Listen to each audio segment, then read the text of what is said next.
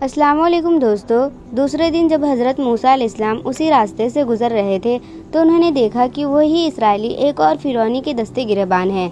जब उसने हज़रत मूसा अलैहिस्सलाम को देखा तो कल की तरह आज भी उसने मदद तलब की। तब हज़रत मूसा अलैहिस्सलाम ने कहा, मालूम होता है कि तुम एक सरकश और झगड़ालू आदमी हो। तमाम वो उसकी मदद के लिए आगे बढ़े, लेकिन वो इसराइली ये समझा कि मूसा अलैहिस्सलाम खुद उसे पीटने का इरादा रखते हैं। चुनांचा वो कहने लगा, ए मूसा अलैहिस्सलाम, क्या तुम मुझे भी वैसे ही कत्ल कर देना चाहते हो जैसे कल तुमने एक और आदमी को कत्ल किया था। उस जुमले ने हज़रत मूसा अलैहिस्सलाम की जान खतरे में डाल दी और लोगों को पता चल गया कि उस फिरौनी का कातिल कौन है। चुनांचा मकतूल के बोसाक को जो कातिल को तलाश कर रहे थे वो हज़रत मूसा अलैहिस्सलाम को गिरफ्तार कराने और सज़ा दिलाने पर आमादा हो गए।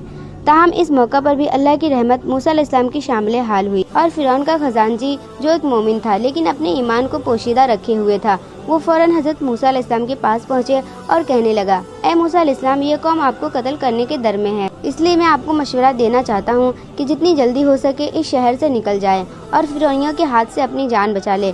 यूँ हज़रत मूसा अलैहिस्सलाम ने फिरौन के उस खजानची के कहने पर मिस्र को छोड़ दिया। हज़रत मूसा अलैहिस्सलाम सफ़र की कोई तैयारी किए या खाने पीने का सामान साथ लिए बगैर खौफ और परेशानी के आलम में शहर से निकल खड़े हो गए। वो सख्त भूख और प्यास की हालत में बयाबानों में तन्हा चल रहे थे।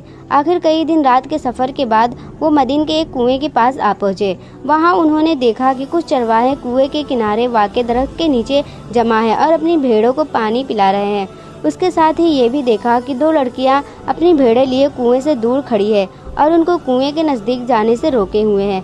हज़रत मूसा अलैहिस्सलाम उन लड़कियों के पास गए, उनसे पूछा कि आप अपनी भेड़ों को पानी क्यों नहीं पिला रही।